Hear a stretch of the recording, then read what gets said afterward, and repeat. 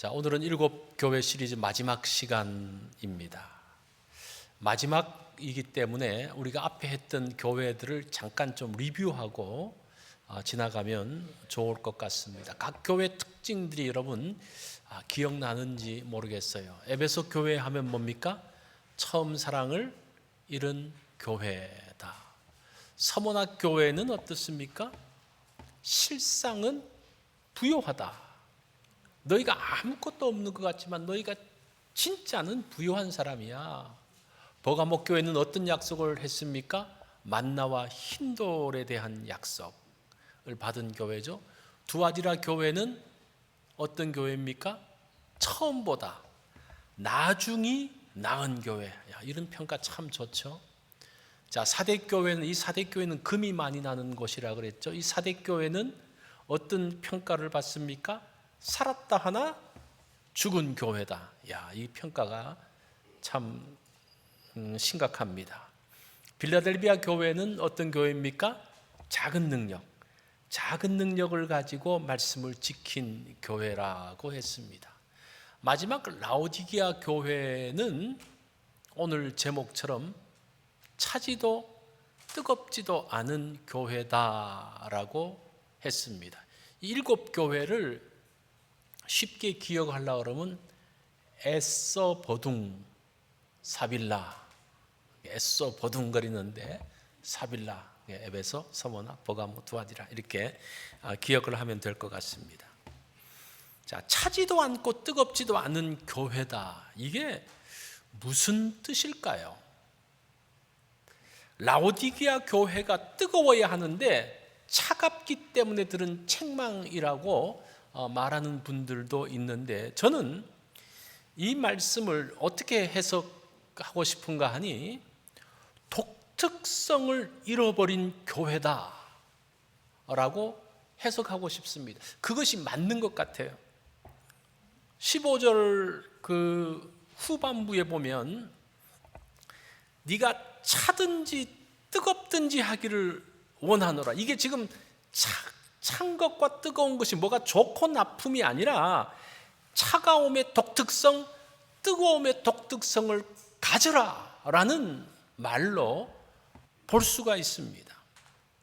이 말씀은 라오디게아 지역의 특성에서 나온 말입니다. 이 라오디게아는 BC 250년경에 세워졌는데, 이때가 언젠가 하니 알렉산더 대왕이 전체 세계를 통일했는데, 알렉산더가 죽고 난 다음에 그 알렉산더가 다스리는 지역이 그 신하들을 중심으로 해서 한 4개 지역 정도로 나뉘어집니다.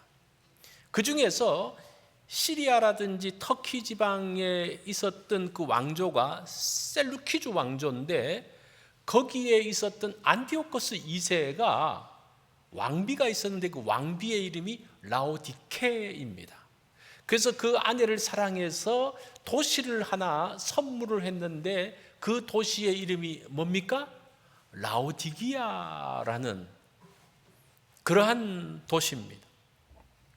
이 도시는 서쪽 에베소에서부터 동쪽 비시디아, 안디옥, 다소, 시리아까지 이어지는 동서를 잇는 거대한 길, 큰 고속도로 가운데 있는 그러한 도시였습니다. 미국에서 동서를 잇는 도로가 뭡니까? I-10, 캘리포니아에서부터 플로리다까지 가는 이제 그런 도로라고 생각을 하면 됩니다. 이 도시는 3가지 특징이 있었는데, 그 도시에는 은행이 있었어요. 요즘처럼 그 은행은 아니고 돈 빌려주는 대부업이 굉장히 발전한. 2번째는 제조업, 의류 산업이 굉장히 발전한 곳입니다. 3번째는 의과대학이 있어가지고 약이, 특별히 안약이 유명한 도시였습니다. 보세요.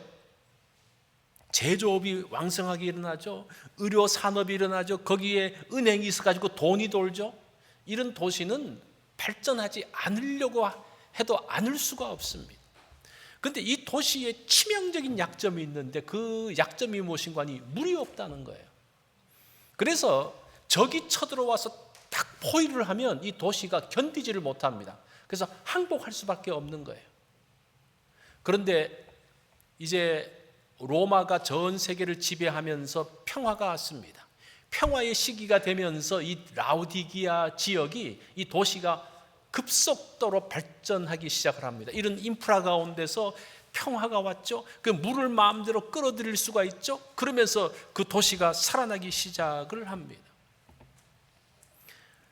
라오디기아는 물 부족을 해결하기 위해서 수로를 만드는데 두 개의 도시로부터 물을 끌어옵니다. 한쪽은 북동쪽에 있는 히에라볼리에서부터, 그곳은 온천 지역인데 뜨거운 물을 끌어옵니다. 그 뜨뜻한 온천을 구경하고 난 다음에 야, 이 물 좋다 그러면서 그 수로를 만들어서 그 물을 이제 끌어와서 자기 집 마당에서 이제 온천하려고 물을 끌어오는 거예요. 또 남쪽으로 내려가면 동남쪽에 골로세라는 지역이 있는데 그 지역에는 차가운 물이 나옵니다.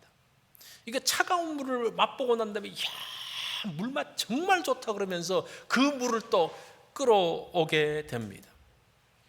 그런데 골로새에서 그 차갑고 신선한 물이 한 6마일 정도 오니까 그 물을 딱 떠서 마시니까 그 시원한 생각을 가지고 딱 떠서 마셨는데 그 물맛이 어때요? 이미 다 식어버린, 미지근한, 그러면서 물을 뱉어버리는 어떤 그런 상황이 일어납니다. 뿐만 아니라 뜨거운 온천수를 기대했습니다. 한 6마일, 골로새에서는 한 11마일이고 히에라볼리에서는 뜨거운 온천수가 한 6마일 정도 내려옵니다. 그 뜨거운 온천수가 6마일 정도 내려오면 어떻게 합니까? 그것도 뜨거운 게 다 식어버리는 그런 상황이 됩니다. 그래서 라오디게아 사람들은 차지도 않고 뜨겁지도 않다는 말이 무슨 말인지 딱 아는 거예요. 그래서 이 말은 차갑지 말고 뜨거워야 돼라는 그런 말이 아니에요. 뜨거운 것은 뜨거운 것이 그대로 보존되고 차가운 것은 차가운 것이 그대로 보존되어야 하는 그 독특성을 잃지 않는 것에 대한 것들을 잘 알고 있습니다. 차지도 않다는 그 말은 얼 정도의 차가운 물을 이야기합니다. 뜨겁지도 않다는 말은 비등점, 끓는 온도의 물을 이야기하고 있습니다. 이 독특성들을 잃어버렸다. 그 물들이 그것처럼 주님께서 라오디게아 교회에게 너희들이 차갑지도 않고 뜨겁지도 않다는 말은 뜨거우라는 그런 말이 아니고 너희들이 가지고 있는 그 독특성을 잃어서는 안 된다라는 그러한 말씀입니다. 자, 독특성을 잃어버렸다는 것은 어떤 것일까요? 15절 말씀, 우리 이 말씀이 오늘 요절과 같은 말씀인데 다 같이 읽어볼까요? 시작. 내가 내 행위를 아노니 네가 차지도 아니하고 뜨겁지도 아니하도다. 네가 차든지 뜨겁든지 하기를 원하노라. 독특성을 가지라. 독특성을 잃어버리면 안 된다. 이 독특성을 잃어버렸다는 것이 뭡니까? 미지근한 물입니다. 뜨겁다는 독특성은 온천물의 특징이죠. 여러분들 아마 여기서도 가보신 분들이 있을 건데 튀르키예에 파무칼레라는 유명한 온천이 있습니다. 거기가 바로 히에라볼리예요. 그러니까 여기는 정말 세계적으로 유명한 관광지입니다. 온천수가 가지고 있는 특징이 있지 않습니까? 어떤 분은 암이 걸렸는데 그 온천의 곁으로 이사가지고 매일 온천하면서 암에서부터 좋아졌다는 뭐 그런 분들도 있더라고요. 놀라운 효능이죠. 이게 온천수의 뜨거운 물의 독특성입니다. 차가운 물, 골로새의 차가운 물은 해발 2000m가 넘는 카지뮤주라는 산에서부터 나오는 시원한 물입니다. 우리가 지금 세계적으로 유명한 그 물이 있는데 그 물이 에비앙이라는 물, 우리가 사서 마시는 에비앙이라는 물이 왜 유명한 거 아니? 그 물은 알프스에서부터 내려온 시원한 그 자연수를 가지고 팔기 때문에 그 물이 유명해요. 또 비싸요. 그것처럼 그 높은 산 카지뮤주 산에서 나오는 그 시원한 물에 대한 독특성을 잃지 않는 것, 그 독특성을 간직하는 것, 그것에 대한 이야기를 하고 있습니다. 제가 어릴 적에 그 목사님께서 설교하신 말씀 들은 그 이야기가 좀 생각이 났습니다. 어느 집안에 그 시아버지가 병이 들어가지고 이제 있습니다. 그러니까 그때는 이제 한약을 이제 사서 한약을 때리지 않습니까? 한약 때리는 거 여러분 보셨죠? 그래서 이 한약을 아무한테나 안 시켜요.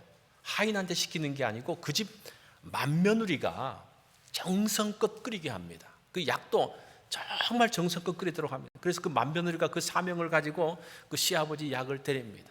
이 한약을 여러분 아마 데려보신 분도 있을 건데 이게 언제나 균일하게 나오는 게 아니에요. 어떨 때는 좀 타다 보면 작기도 하고 뭐 그죠? 이걸 또 짜다 보면 또 뭐 조금 뭐 이렇게 하기도 하고 그 타서 물이 작아지면서 쓰기도 하고 또 어떨 때는 물이 많아서 많기도 하고 그러니까 이 맏며느리가 갖고 왔는데 어떨 때는 쓰면 그냥 쓴 약을 마시면서 그냥 좀 얼굴을 찡그리고 막 이렇게 하는 거예요. 그렇게 해서 이게 잘 안 되니까 이제 시어머니가 둘째 며느리한테 시키는 거예요. 이 둘째 며느리가 이제 그걸 합니다. 그런데 둘째 며느리는 약을 갖고 오는데 언제나 균일하게 적당하게 식어서 언제나 탁 갖고 오는 거예요. 기가 막히게 갖고 오는 겁니다. 그래서 이 맏며느리가 야 도대체 둘째가 어떻게 저렇게 잘하는지 그거 배우고 싶어가지고 멀리서 이제 보는 겁니다. 근데 어떤 때는 이 둘째 며느리도 뭐 좀 태우기도 하고 작잖아요.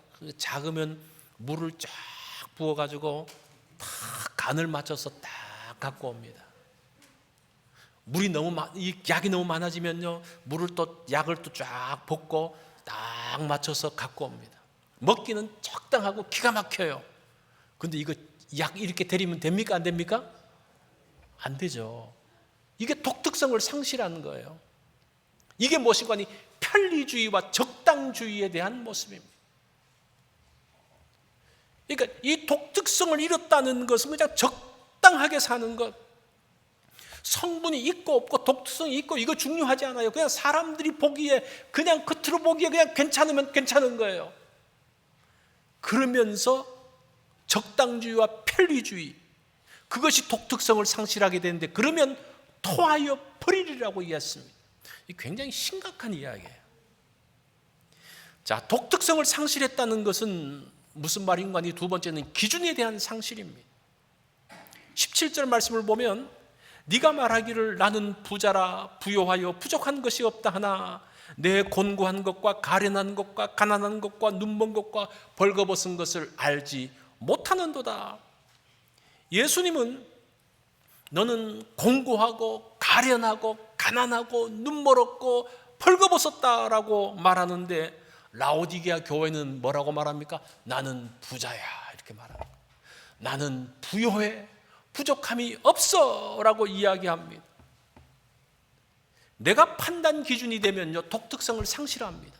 내가 기준이에요. 내가 기준인데 뭐 이게 지금 독특성이 있는지 없는지 이걸 어떻게 합니까? 내가 그냥 좋으면 되는 거예요. 내가 괜찮다고 말하는 기준이 뭡니까? 여기서 기준이 뭐예요? 경제적인 거예요. 경제적인 거. 부자다. 많은 것을 갖고 있다. 그러면 괜찮은 거예요. 내가 이 정도 돈이 있는데 괜찮지.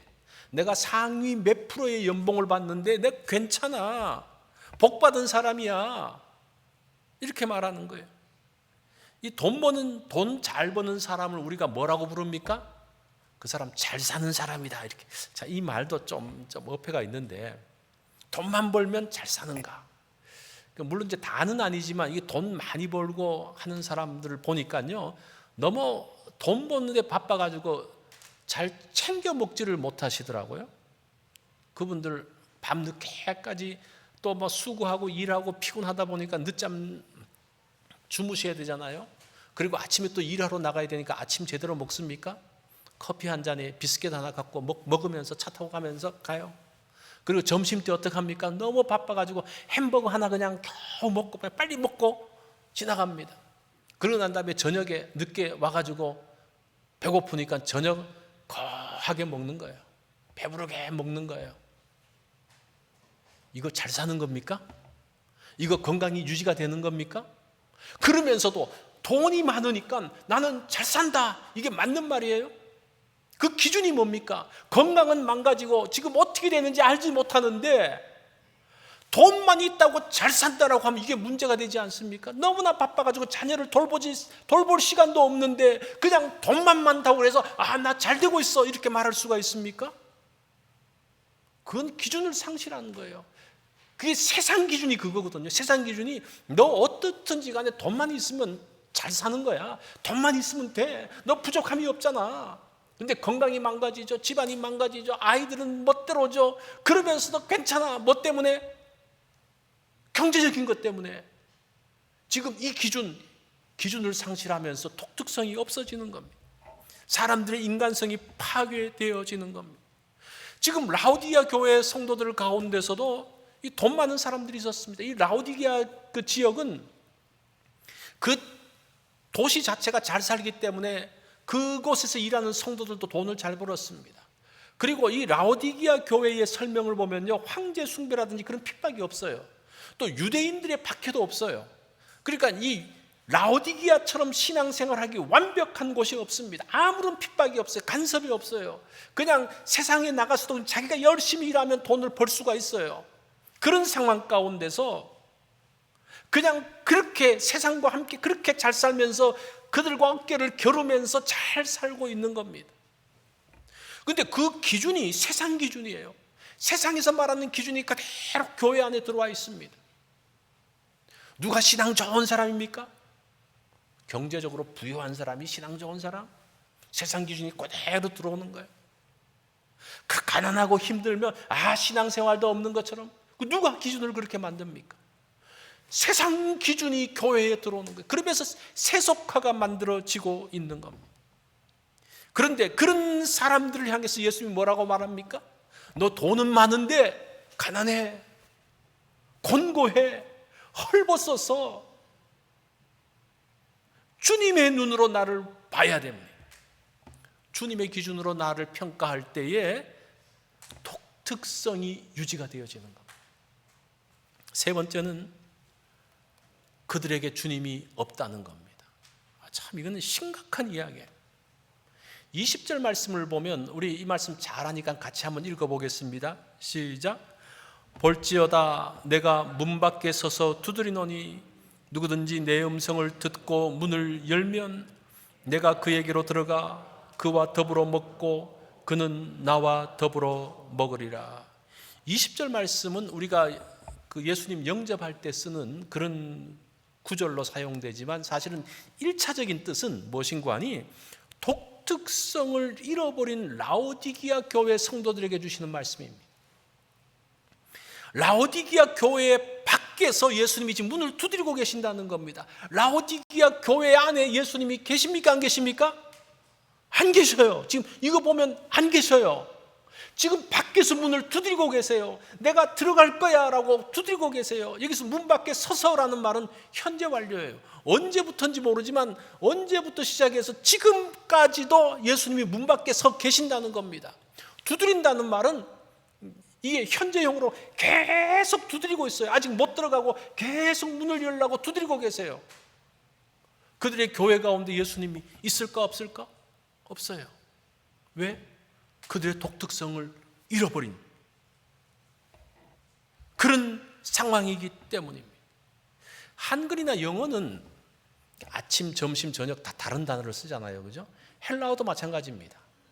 아침이라는 단어가, 그 아침은 그들의 아침은 마른 빵에다가 포도주를 찍어 먹는 게 아침이었습니다. 점심은 도시락을 싸서 그냥 간단하게 먹었습니다. 저녁은 만찬을 이야기합니다.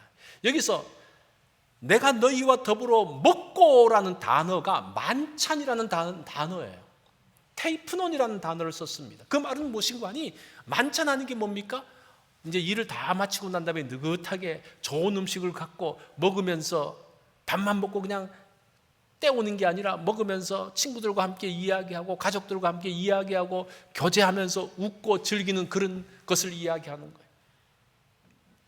지금 음식을 먹으면서 그 즐거운 식사 시간에 함께 즐거움을 나눈 시간에 예수님이 없다는 거예요. 이것처럼 심각한 말이 어디 있습니까? 라오디게아 교회는 눈바라는 여성도 집에서 시작되어졌습니다. 골로새서 4장 15절에 보면 라오디게아에 있는 형제들과 눈바와 그 여자의 집에 있는 교회에 문안하고, 그러니까 눈바라는 여자의 집에서 이 라오디게아 교회가 시작되어진 것을 볼 수가 있습니다. 처음에는 주님께서 그 가정교회 안에 계셨습니다. 그들과 함께 만찬에 참여하셨습니다. 식사하면서 이런저런 대화를 했습니다. 그런데 어느 순간부터 예수님이 밖에 나가 계시는 거예요. 그래서 지금까지 밖에 계시고 문을 두드리고 있는 주님의 모습이 나오는 겁니다. 왜 그렇습니까? 신앙의 독특성을 상실한 이후부터, 예수님이 없으면서부터 신앙의 독특성이 없어지는 그러한 모습이 이 라오디게아 교회 가운데 있는 것을 볼 수가 있습니다. 자, 오늘 우리가 라오디게아 교회를 생각하면서 여러분들이 계속적으로 기억해야 될 단어가 무엇인가 하니 독특성입니다. 독특성. 자, 그러면 이런 기준을 상실한 교회에게 주시는 주님의 해결책이 뭡니까? 18절로 19절입니다. 내가 너를 권하노니 내게서 불로 연단한 금을 사서 부요하게 하고 흰옷을 사서 입어 벌거벗은 수치를 보이지 않게 하고 안약을 사서 눈에 발라 보게 하라. 물은 내가 사랑하는 자를 책망하여 징계하노니 그러므로 네가 열심을 내라 회개하라. 자, 여기서 보면 여러 가지 말씀을 했지만 눈에 띄는 게 무엇인가 하니 내가 사랑하는 자를 이렇게 이야기해요.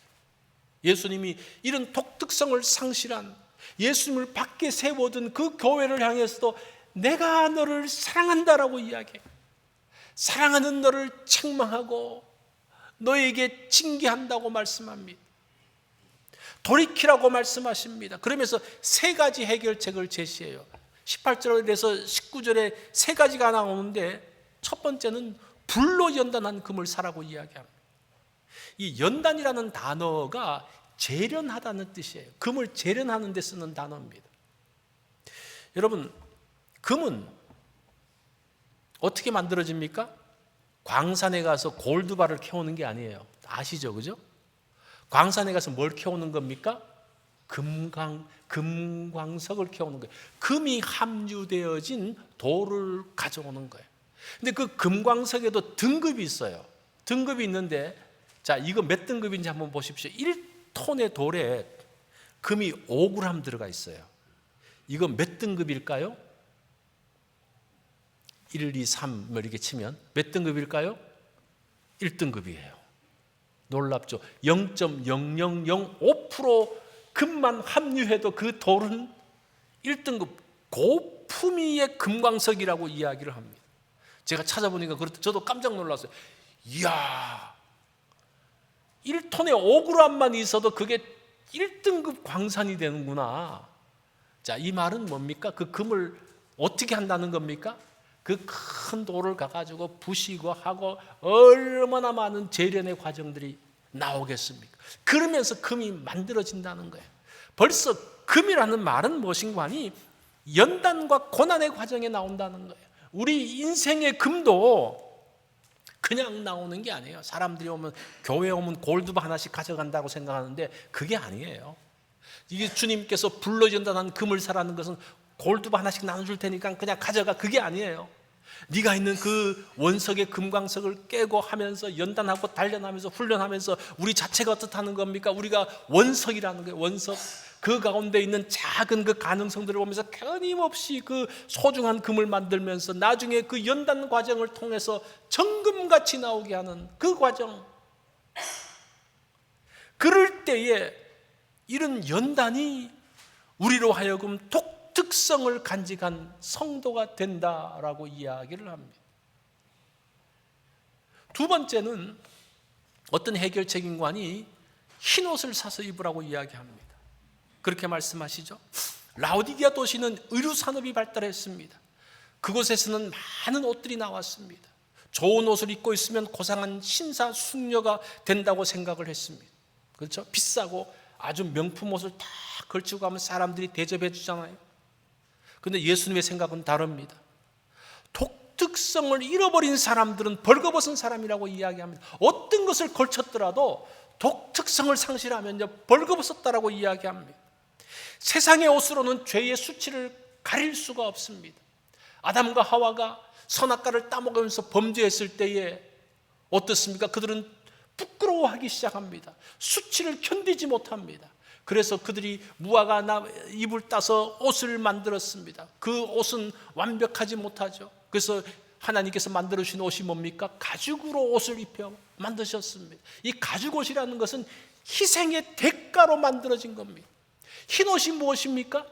예수 그리스도 십자가의 구속의 대가로서 만들어진 것이 흰옷이라고 말씀을 하고 있습니다.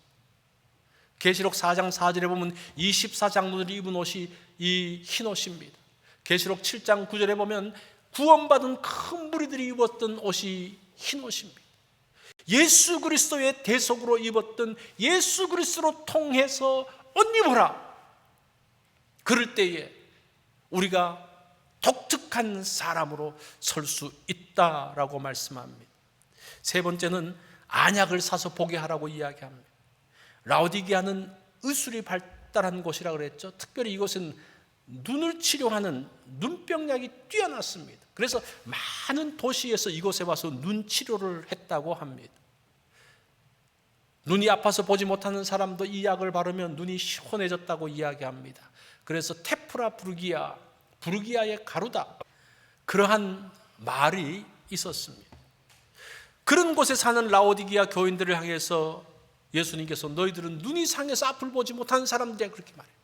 그래서 안약을 사서 앞을 보라고 이야기합니다. 영적으로 제대로 보지 못한다고 말합니다. 자신이 분명히 벌거벗음에도 불구하고 지금 자기는 괜찮다라고 생각합니다. 판단이 상실되어졌습니다. 보지 못하기 때문에 자신의 문제가 뭔지 알지 못합니다. 자정 능력이 상실됐습니다. 왜 스스로 자정 능력을 만들어내지 못합니까? 왜 스스로 고치지 못합니까? 보이지 않기 때문에 그래요. 우리가 왜 세수하지 않습니까? 얼굴이 뭐가 묻었는지 보이지 않으니까 못하는 거예요. 그러면서 영광스러운 일이 무엇인지 모릅니다. 참으로 가치 있는 것이 무엇인지 모릅니다. 바로 볼 수만 있다면 너희가 독특성을 다시 회복할 수 있다라고 말합니다. 이 세 가지로서 예수님께서 그 라오디게아 교회의 처방전을 내시는 겁니다. 이 바른 기준을 알려고 하면요, 예수님이 어떤 분인지 알아야 됩니다. 라오디게아에게 소개하고 있는 예수님은 어떤 분입니까? 14절 다 같이 읽습니다. 시작.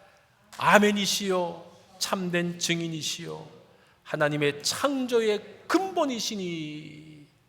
예수님을 세 가지로 이야기하면, 첫 번째는 아멘이신 그리스도라고 말합니다. 이 아멘이 무슨 말인 거 아니? 진실로 그러하다 그런 말이에요.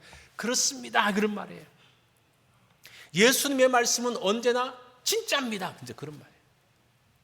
언제나 진실입니다. 예수님은 결코 착각이나 오류나 실수가 없는 분입니다라는 고백이에요. 그래서 예수님이 기준이 되는 거예요. 두 번째는 참된 증인이신 예수님. 증인의 말이 진짜죠, 그죠? 증인의 말이 중요하죠. 예수님은 우주의 시작부터 끝까지 계신 분입니다. 그래서 예수님은 모든 것을 다 보셨습니다. 그분의 말씀이 참이라고 이야기를 합니다. 주님의 검증을 받지 못한 것은 다 가짜입니다. 진리가 아닙니다.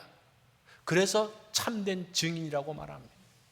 뿐만 아니라 예수님은 창조의 근본이시라고 말합니다. 예수님은 성부 하나님, 성령 하나님과 함께 세상을 창조하셨습니다. 무에서 새로운 것을 만드셨습니다. 만물을 만드시고 사람을 만드시고, 지금도 예수님은 창조의 일을 하고 계십니다. 어떤 창조의 일? 우리를 새롭게 하는 일. 새롭게 하는 일. 우리를 지으신 분만이 우리를 새롭게 할 수 있습니다. 그죠? 차의 설계도를 아는 사람만이 그 차를 제대로 고칠 수가 있는 거죠. 하나님께서 만드신 사람들이 범죄하면서 하나님의 형상들이 일그러졌습니다. 깨어졌습니다. 이것을 회복해야 되는데, 이것을 회복하는 일이 새 창조의 일인 거예요. 예수 그리스도의 십자가를 통해서 새롭게 되졌습니다. 그러면서 그런 그리스도가 창조의 근본이라고 말합니다. 예수 그리스도께 나아가면 나의 독특성을 다시 회복하는 것, 그게 뭡니까? 하나님의 형상으로 회복이에요. 이게 복음이죠. 이 말씀은 라오디게아 성도들에게만 주시는 말씀이 아니고 우리에게도 주시는 말씀입니다. 뭐라고 말씀하십니까? 차든지 뜨겁든지 하라고 말씀합니다. 이 말은 신앙의 독특성을 회복하는, 우리 신앙의 독특성을 갖는, 하나님의 형상을 가진 원래의 모습을 가지라라는 말씀입니다.